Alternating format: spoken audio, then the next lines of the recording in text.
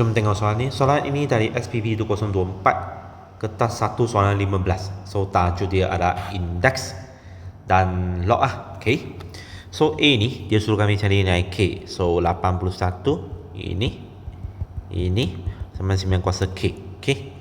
So maksud kami nampak mereka dengan hubungan adalah asas 3 kan. So kami tukarkan jadi asas 3 lah. Okay. So sini 27 adalah 3 kuasa 3. Tapi punca kuasa 2 adalah kuasa 1/2 kan. So maksud jadi 3 kuasa 3/2. Sini ada 3 kuasa 2 kuasa K. Okay.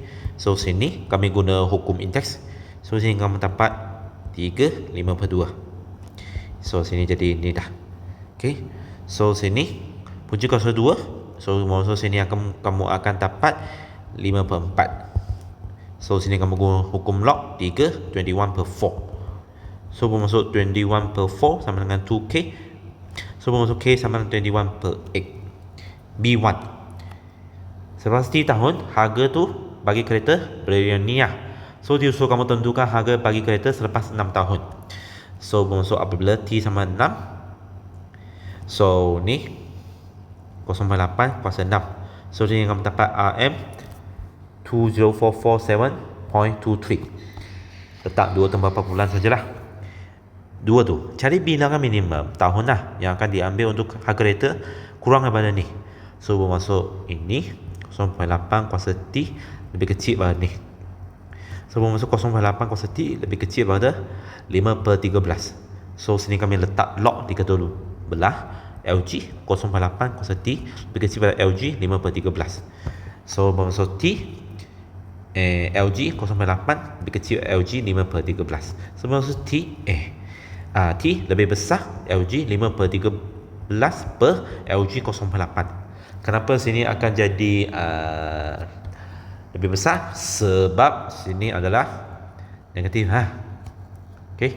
So bermaksud T lebih besar daripada 4.28. So bermaksud minimum berapa tahun?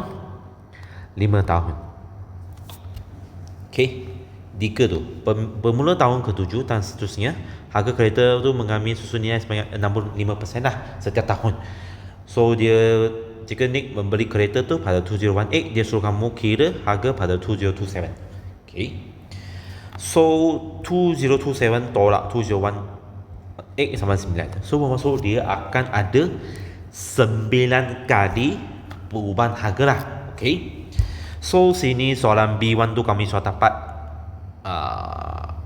itu harga tu pada suap berubah 6 kali mah. Okay.